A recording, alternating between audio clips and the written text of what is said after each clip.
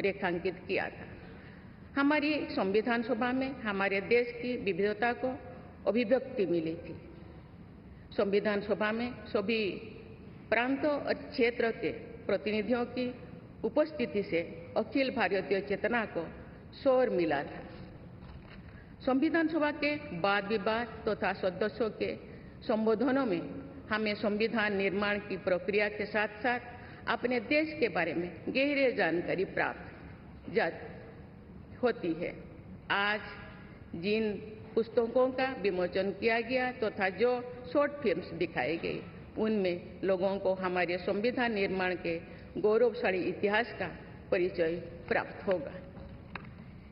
एक अर्थ में भारत का संविधान कुछ महानतम मेधावी लोगों द्वारा लगभग 3 वर्षों के विचार विमर्श का परिणाम था, लेकिन सही अर्थ में ये हमारे लंबे स्वाधीनता संग्राम का परिणाम था।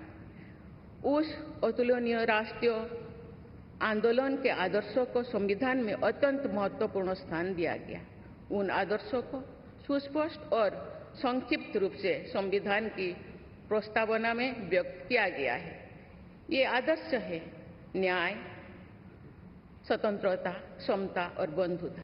ये आदर्श सदियों से भारत को परिभाषित करते रहे हैं। संविधान की प्रस्तावना में उल्लिखित आदर्श एक दूसरे के पूरक है।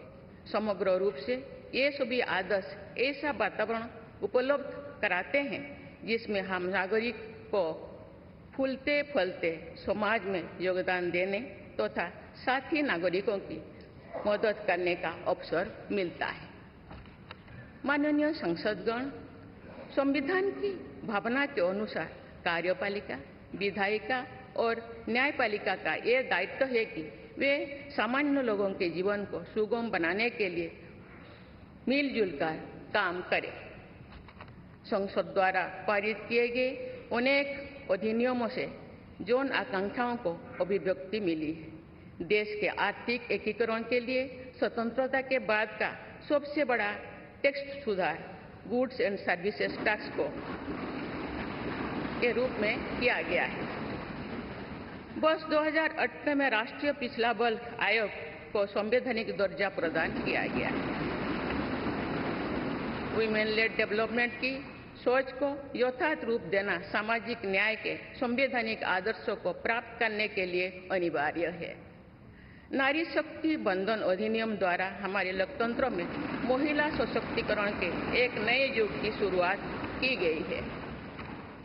दंड के स्थान पर न्याय तथा अपराध के स्थान पर सुरक्षा की भावना पर आधारित भारतीय न्याय संहिता, भारतीय नागरिक सुरक्षा संहिता और भारतीय साक्ष्य अधिनियम को पारित करके सांसदों ने आधुनिक सोच को अपनाने का प्रभावशाली परिचय दिया है।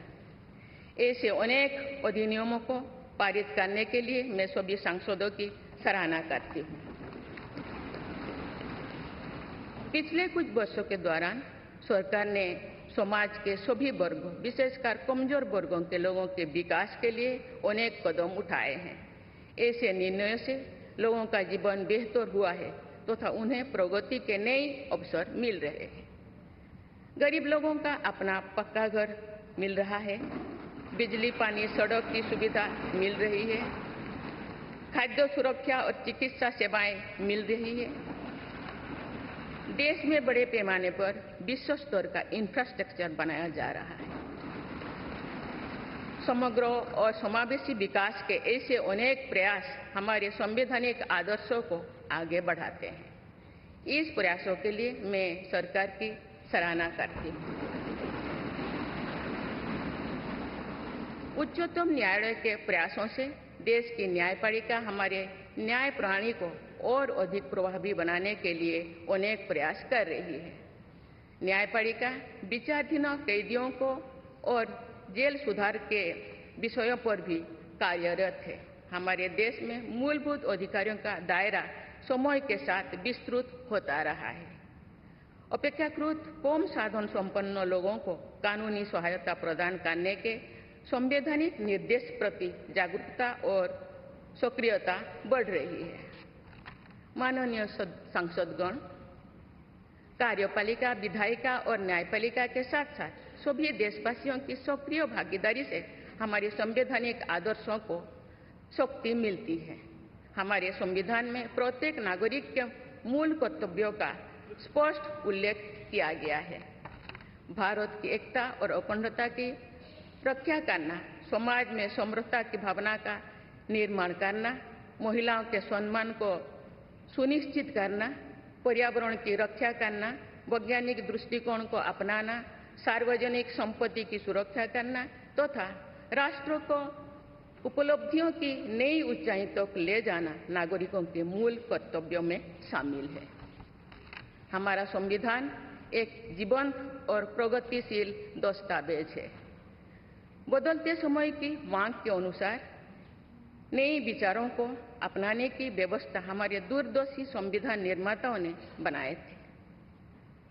हमने संविधान के माध्यम से सामाजिक न्याय और समावेशी विकास के अनेक बड़े लक्ष्यों को प्राप्त किया है।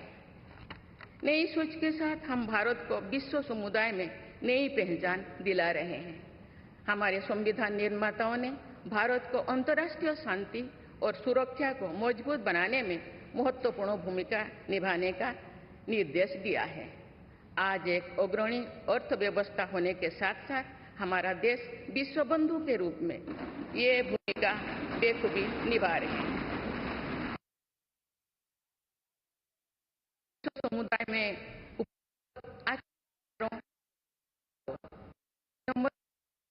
आत्मसात करने के लिए भी तत्पर रहते हैं। देश की जरूरतों के मुताबिक उत्कृष्ट विचारों और पद्धतियों को अपनाने की इसी भावना का उदाहरण हमारे संविधान निर्माता दूरदर्शी सदस्यों ने हमें एक प्रेरणादायक संविधान दिया जो अन्य देशों के लिए भी एक आदर्श साबित हुआ है। संविधान सभा के अध्यक्ष और मेरे प्रतिष्ठित पूर्ववर्तियों में सर्वप्रथम डॉक्टर राजेंद्र प्रसाद ने वर्ष 1949 में आज ही के दिन अपने भाषण में एक विचार व्यक्त किया था कि संविधान को जीवंत बनाए रखना उन लोगों पर निर्भर करता है जो उसका संचालन करते हैं। उन्होंने ये भी कहा था कि कई चीजें जो संविधान में नहीं लिखी जा सकती, उनका संचालन परंपराओं के आधार पर किया जाता है। उन्होंने ये अपेक्षा व्यक्त की थी कि हमारा देश आवश्यक सामर्थ्य अर्जित करेगा और समुचित परंपराएं विकसित की जाएगी। मैं पूरी विश्वास के साथ कह सकती हूँ कि लगभग 3/4 सदी के संवैधानिक यात्रा के दौरान हमारे देश ने उन क्षमताओं को अर्जित करने और आर्थिक परंपराओं को विकसित करने में उल्लेखनीय सफलता प्राप्त की है। हमने जो अनुभव प्राप्त किए हैं, आने वाली पीढ़ियों को उनसे अवगत कराया चाहिए। वर्ष 2015 में सरकार द्वारा 26 नवंबर को संविधान दिवस के रूप में मनाने का निर्णय लिया गया। तब से प्रत्येक वर्ष मनाए जा रहे संविधान दिवस के समारोह से हमारे युवाओं में देश के बुनियादी दस्तावेज यानी संविधान के विषय में जागरूकता बढ़ाने में मदद मिली है। संविधान के प्रति युवाओं में उत्साह को देखकर हम सब देश के भविष्य के प्रति आश्वस्त हो सकते हैं।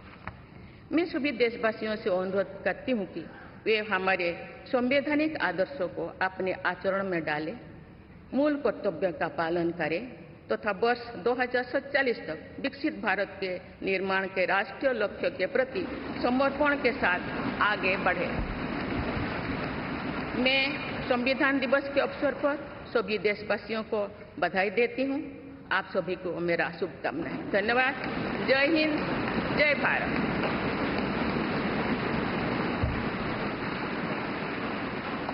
माननीय राष्ट्रपति जी, बहुत बहुत धन्यवाद।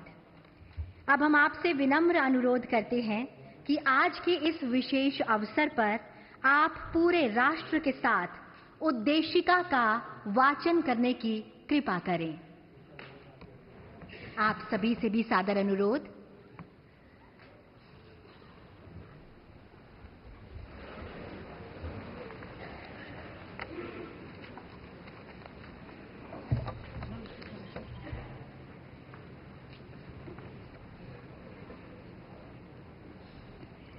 हम भारत के लोग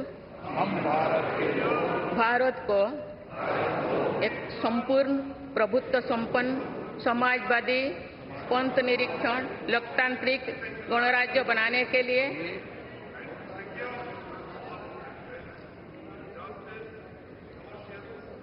तथा उसके समस्त नागरिकों को सामाजिक, आर्थिक और राजनैतिक न्याय, विचार, अभिव्यक्ति, विश्वास, धर्म और उपासना की स्वतंत्रता,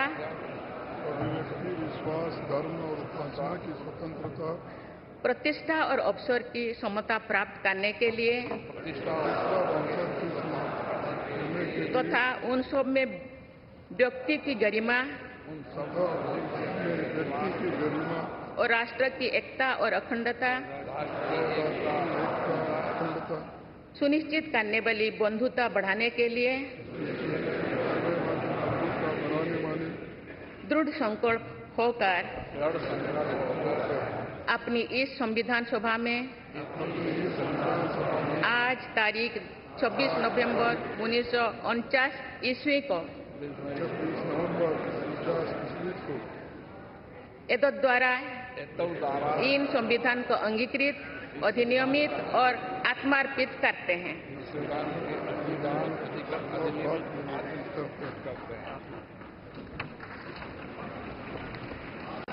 और अब राष्ट्रगान।